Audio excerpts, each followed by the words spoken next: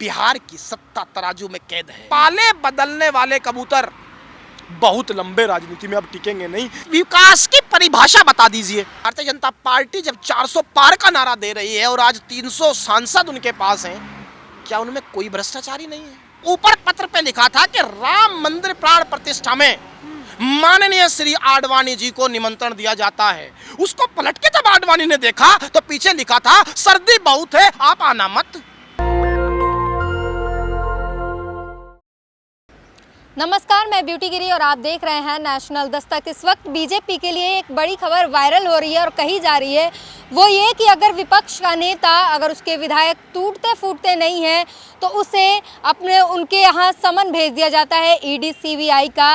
और अगर देखा जाए तो महाराष्ट्र की जिस तरीके से सरकार बनी, मध्य प्रदेश में जो कुछ हुआ वो सब आपको पता है, और हाल में बिहार में हुआ है। या तो उन्हें अपने पास बुला लो या फिर उनके घर समन भेज दो। और हाल में सोरेन को गिरफ्तार कर लिया गया, हेमंत सोरेन को। और उसके बाद अब ये बताया जा रहा है कि अगला नंबर मुख्यमंत्री दिल्ली के मुख्यमंत्री केजरीवाल का है।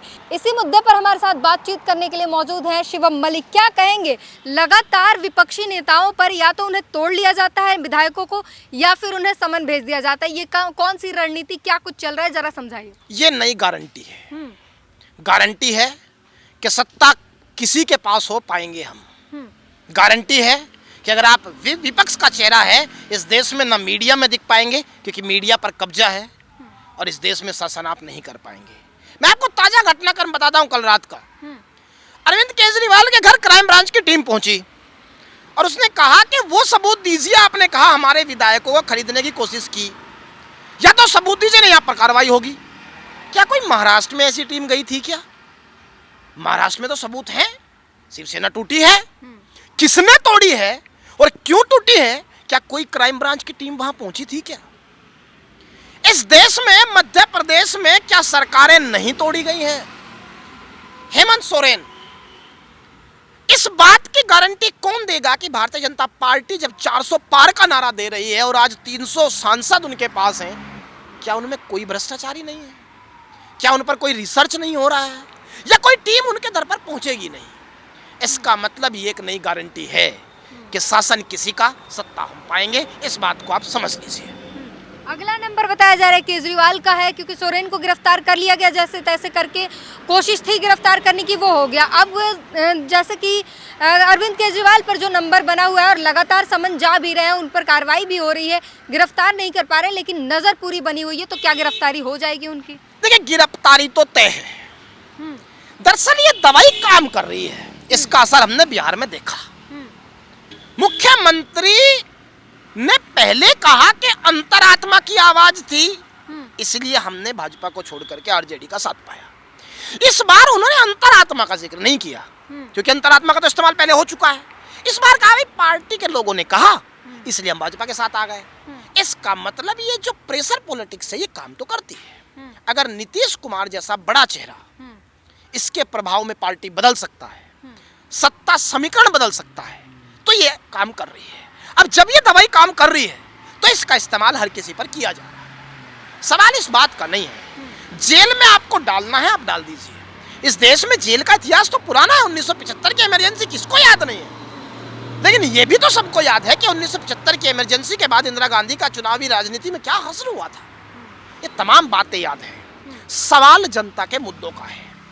जनता के मुद्दों को एड्रेस विपक्ष को करना होगा और ये घोषणा करके करना होगा कि हम जेल में जाने के लिए तैयार खड़े हैं। पर्दे के पीछे से विपक्ष लड़ाई नहीं लड़ सकता, आपको ये समझना होगा। तो आप कह रहे विपक्ष कमजोर हो गया इस वक्त? 100% विपक्ष कमजोर हो गया है क्योंकि विपक्ष दरअसल ट्वीट से राजनीति करना चाहता है। ट्वीट से राजनीति नहीं होगी, राजनीति धरातल पर होगी। राजनीति हथकड़ियां पहनने की शर्तों पर होंगी। जेल के डर को बाहर निकालना होगा, जनता के अंदर के डर को भी बाहर लाना होगा। इसीलिए धरातल पर राजनीति विपक्ष को करनी होगी। एक बात आप समझ लीजिए, पाले बदलने वाले कबूतर बहुत लंबे राजनीति में अब टिकेंगे नहीं, इनको नुकसान झेलना पड़ेगा। इसीलिए आज नीतीश कुमार 45 पे खड़े हैं बिहार में, इतनी बड़ी पार्टी होते हुए भी। तो राहुल गांधी तो जमीन पर उतर रहे हैं, जनता से मिल रहे हैं, लगातार यात्राएं कर रहे हैं, क्या कहेंगे आप? देखिए, समूची एक यात्रा से प्रभाव नहीं बदलता होगा। गांधी के जीवन को आप थोड़ा सा अगर पढ़ेंगे तो आप ये जान पाएंगे कि यात्राओं से तुरंत चुनावी रिजल्ट नहीं मिलते। आडवाणी की अयोध्या तक की रथ यात्रा को याद करिए, उसने तुरंत जीत नहीं दिलाई थी भाजपा को, लेकिन राम मंदिर का मुद्दा और ग्राउंड का कैडर भारतीय जनता पार्टी का उस यात्रा ने मजबूत कर दिया था। यात्राओं का रिजल्ट लेट आता है। ये ऐसी दवाई नहीं है, पैरासीटामोल नहीं है जो तुरंत जीत दिला दे। इनका असर होता है और ग्राउंड पर काम जनता को, विपक्षी नेता को करना चाहिए। लेकिन इतिहास में ये पहली बार बताया जाता है कि जो सदन में हुआ, छात्रों ने सदन पर हमला किया और उसके बाद आवाज उठाने पर विपक्ष के 150 सांसदों को सस्पेंड कर दिया गया। तो कहीं ये भी वजह हो सकती है कि सस्पेंड, आवाज उठाएंगे सस्पेंड कर दिया जाएगा? देखिए, सत्ता ने ये घोषणा कर दी है, हमें विपक्ष मंजूर नहीं। इसमें आप कोई भ्रम मत पालिए। विपक्ष की घोषणा मीडिया और सत्ता ने दोनों ने कर दी। मीडिया ने भी कह दिया हमें विपक्ष मंजूर नहीं, सत्ता ने भी कह दिया हमें विपक्ष मंजूर नहीं। बात करोगे तो हम बाहर निकाल देंगे, वोट ज्यादा करोगे चंडीगढ़ में हम आपके वोट को गिनने ही नहीं देंगे, अयोग्य वोट धारण करा के सत्ता हम ही पाएंगे। क्या चंडीगढ़ में जो हुआ कभी इतिहास में हुआ था क्या? बहुमत की वोट होते हुए आपकी 8 वोट को गिनेंगे ही नहीं और कह देंगे कि हम इसलिए सत्ता में आ गए क्योंकि आपकी वोट तो हमने गिनी ही नहीं। यह आपातकाल नहीं है क्या? इसका मतलब घोषणा तो हो चुकी है। विपक्ष को यह समझना होगा कि इस घोषणा का सामना धरातल पर ही किया जा सकता है, दूसरा कोई तरीका नहीं है। तो एक आपातकाल था जिसकी घोषणा हुई थी, जो दिख रहा था, ये अघोषित आपातकाल है। ये अघोषित आपातकाल है, बिल्कुल सही शब्दावली अब आपने पकड़ ली। ये अघोषित आपातकाल है जिसमें इस बात की गारंटी है कि जो व्यक्ति बोलेगा उसे सलाखों के पीछे होना होगा। जो व्यक्ति विपक्षी पार्टी में रहेगा उसके सारे आरोप माने जाएंगे और जैसे ही भारतीय जनता पार्टी में शामिल होगा वैसे ही उसके आरोपों पर पर्दा डाल दिया जाएगा। इसी का एग्जाम्पल मैं आपको आसाम में भी दे सकता हूँ। वहाँ के मुख्यमंत्री पहले कांग्रेस में थे, आज भारतीय जनता पार्टी से मुख्यमंत्री हैं। जब तक वो कांग्रेस में थे तब तक वो सबसे भ्रष्टाचारी व्यक्ति थे, लेकिन आज वो भ्रष्टाचारी नहीं है। इन तमाम बातों का घोषित आपातकाल ये है और इनकी घोषणाएं हो चुकी है। विपक्ष को अब ये सोचना है कि काम कैसे करना है। हम जहाँ खड़े हैं यहीं पर अगर देख ले तो यहाँ पर लिखा हुआ है मोदी मतलब विकास की गारंटी। वो लगातार विकास के दावे कर रहे हैं, 400 के पार दावे कर रहे हैं, मोदी के दिल, जनता का दिल जीतने का दावा कर रहे हैं। क्या कहेंगे? देखिए, हम कह रहे हैं कि विपक्ष विकास की परिभाषा बता दीजिए। 750 किसानों की शहादत विकास है क्या? इस देश के अंदर एमएसपी को किसानों को ना देना विकास है क्या? इस देश के अंदर बेरोजगारी का हश्र ये हो जाना कि आज आईआईटी, आईआईएम जैसी कंपनियां रोजगार देने की स्थिति में नहीं है, विकास है क्या? अगर ये विकास है, विकास की परिभाषा सरकार बता दे क्या होता है। अगर विकास की परिभाषा सरकार बता देगी क्या होता है तो उसके बाद ये जनता कम से कम समझ ले कि विकास के मतलब क्या है। वो तो लगातार दावे कर रहे हैं और जगह जगह पोस्टर लगे थे थोड़े टाइम पहले, 9 साल बेमिसाल। देखिए, ये आप इसे चाहे तारीफ कह लीजिए या ये सच्चाई है कि भारतीय जनता पार्टी को जब से नरेंद्र मोदी लीड कर रहे हैं उनके अंदर एक गुण तो है कि वो मुद्दे अपने आप तय करते हैं। विपक्ष को उनके मुद्दों को मानना होता है। मैं आपको एग्जांपल देता हूं। 2014 याद करिए, मोदी जी 2014 में भ्रष्टाचार के खिलाफ एक मुहिम को लेकर के उन्होंने चुनाव लड़ा और ये तक कह दिया कि भारतीय जनता पार्टी का अगर कोई आदमी भी भ्रष्टाचारी होगा उसे मैं बाहर निकालूंगा। 2019 में उन्होंने वो मुद्दा छोड़ दिया। 2019 में वो आए कि इस देश को अगर पाकिस्तान से बचा सकता हूं मैं बचा सकता हूं, राष्ट्र प्रेम मेरा मुद्दा है। 2019 में इस पे चुनाव लड़ा। 2024 में उन्होंने मुद्दा फिर बदल दिया। वो राष्ट्र प्रेम नहीं, वो कह रहे हिंदुओं को मैं बचा सकता हूं तो मैं ही बचा सकता हूं क्योंकि मैं राम मंदिर बनवा रहा हूं। एक बात तो है कि चुनाव का मुद्दा वही तय करते हैं। विपक्ष आज धरातल पे उतना मजबूत नहीं है कि अपने मुद्दों को जनता को समझा सके। उसका एक बड़ा कारण है। उसका कारण है कि उनके पास एक बड़ा संगठन है। 5 लाख कार्यकर्ता जब आरएसएस का धरातल पर उतरता है तो जाहिर सी बात है वो घर घर तक मुद्दा पहुंचा देगा। ये सच है क्योंकि हम देखिए राजनीति करने वाले लोग नहीं, हम किसानों की लड़ाई लड़ते हैं, किसान यूनियन से जुड़े हुए लोग हैं, लेकिन राजनीतिक परिदृश्य को हम बेहतर समझते हैं। इसलिए हम बता रहे हैं कि आप उनकी तारीफ कहिए, उनकी स्ट्रेंथ कहिए, ये बात तो है। और किसी भी ऐसी स्थिति के अंदर इंदिरा गांधी का सामना किसी राजनीतिक पार्टी ने नहीं किया था। जब 1975 में Indira is India, India is Indira का नारा लगा, किसने किया था? एक बूढ़े व्यक्ति ने, जेपी ने। एक बूढ़ा व्यक्ति बिहार में जा गया, बैठ गया और उसने कांग्रेस, इतनी मजबूत कांग्रेस को ऐसे हसर पर लाकर खड़ा कर दिया कि इंदिरा गांधी तक को चुनाव हारना पड़ा। आगे बढ़िए, कांग्रेस जब बहुत मजबूत थी कोई राजनीतिक पार्टी नहीं सामना कर पाई, एक बूढ़ा व्यक्ति अन्ना आया और उसने इतनी मजबूत पार्टी को धरातल पर लाकर खड़ा कर दिया। इसका मतलब जब सत्ताएं मजबूत होती हैं तब संगठन लड़ाई लड़ते हैं। राजनीतिक पार्टियां उस दौर में बेमुकाम हो जाती हैं, उनके लड़ाई का कोई मतलब नहीं रह जाता, जीत भी नहीं पाती। हाल ही में ऐलान किया गया है आडवाणी को भारत रत्न से सम्मानित करने के लिए, और ये कही जा रही है कि पार्टी के कार्य जो करते हैं, पार्टी के लिए समर्पित होते हैं, उन्हें भारत रत्न दिया जा रहा है, और ये सिलसिला पहले से ही चलता आ रहा है। क्या कहेंगे आप इसको? उन्हें भारत रत्न दिया जा रहा है, लेकिन इतिहास में पहली बार ऐसा किया जा रहा है कि ऊपर पत्र पे लिखा था कि राम मंदिर प्राण प्रतिष्ठा में माननीय श्री आडवाणी जी को निमंत्रण दिया जाता है। उसको पलट के जब आडवाणी ने देखा तो पीछे लिखा था सर्दी बहुत है आप आना मत। समझ रहे हैं बात को? ऊपर से बुलाएंगे और पीछे से मना कर देंगे। ऐसा भी हो सकता है कि आडवाणी जी को भारत रत्न तो दे दे, उसे लिस्ट में ना चढ़ाए। अच्छा, यहाँ भी झोलमाल हो सकता है भाई। अगर निमंत्रण में झोलमाल हो सकता है तो यहाँ क्यों नहीं हो सकता? भाई लिस्ट में तो चढ़ाओगे ना, क्योंकि उस आदमी को तुमने बुलाया और फिर ये भी कह दिया आना मत। कहीं ऐसा तो नहीं कि उन्हें कह दे कि जिस दिन आपको भारत रत्न मिलेगा आप आना, और फिर कह दे सर्दी बहुत है आप इसे लेने मत आना। ये बात भारतीय जनता पार्टी की अंदरूनी बात है, ये उसे तय कर लें। कर्पूरी ठाकुर को भी भारत रत्न देने के ऐलान किए गए और इसको लेकर तारीफें हुई, और उसके बाद से ही बिहार की सियासत में बदलाव भी आए। देखिए, ये बात आप समझ रहे हैं, बिहार के राजनीतिक समीकरण को अगर आप समझते हैं तो कर्पूरी ठाकुर को भारत रत्न देना मजबूरी थी, और दिया जाना चाहिए। हम इसकी तारीफ करते हैं, इसके विरोध में नहीं है। भारत रत्न इस देश का सबसे बड़ा सम्मान है, उसका सम्मान बचा रहा है। मेरा कहना, मेरी चिंता आडवाणी जी के लिए नहीं है, ना मैं कर्पूरी ठाकुर जी का विरोध कर रहा हूं। मैं ये कह रहा हूं कि भारत रत्न का अपमान मत करा देना कि कभी घोषणा कर दो देने की और लेने बुलाओ मत। मंदिर वाला काम नहीं करना, बाकी कुछ भी कर लेना, सब मंजूर है। तो क्या ये जो घोषणा जो आप बता रही है कर्पूरी ठाकुर के साथ भी हो सकता है? नहीं, कर्पूरी ठाकुर के साथ ऐसा नहीं होगा।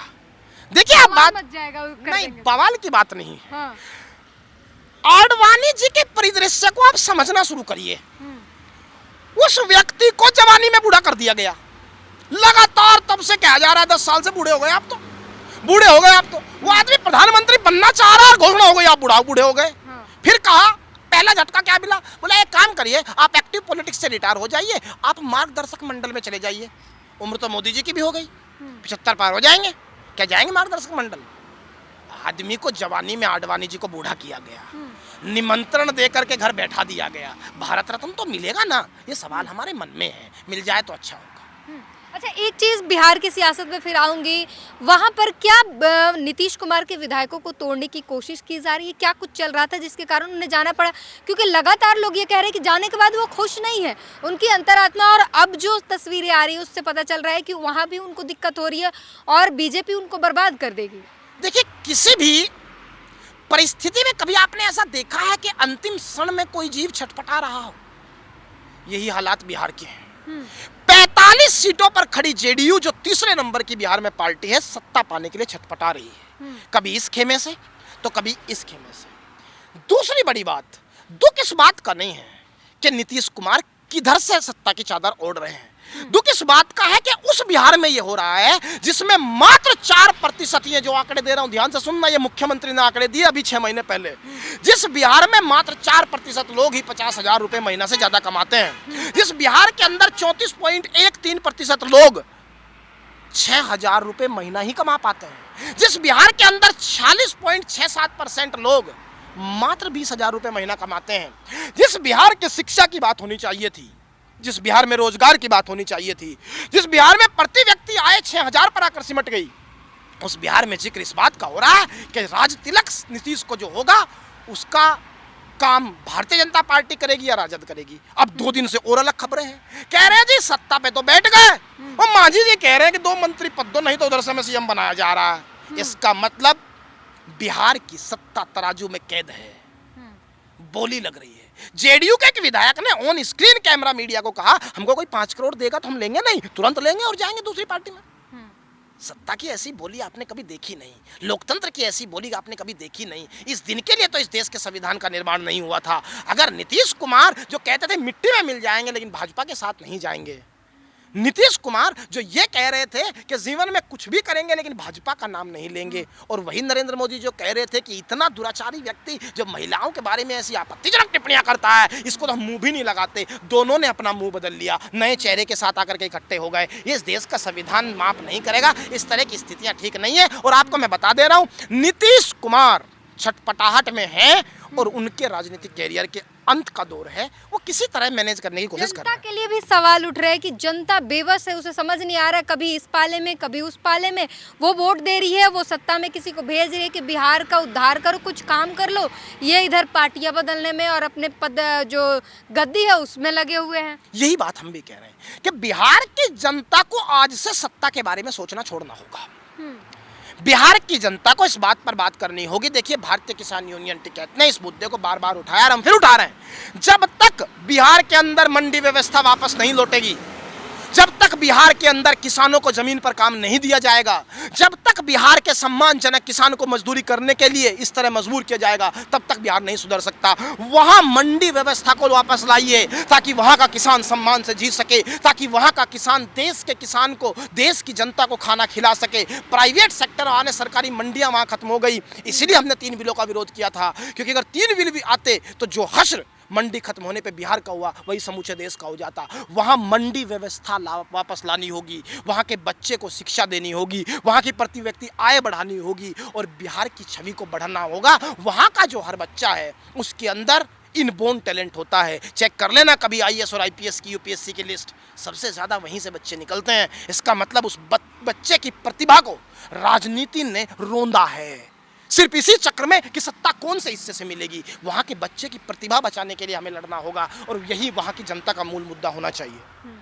बेहद बड़ी बात कही इन्होंने कि वहाँ के बच्चों के, बिहार के बच्चों की प्रतिभा को राजनीति ने रौंदा है और ये आपको ज़मीनी स्तर पर दिख भी रहा है। इस पूरी बातचीत पर अपनी प्रतिक्रिया ज़रूर दीजिए। कैमरामैन आशीष के साथ ब्यूटी ग्रीन, नेशनल दस्तक।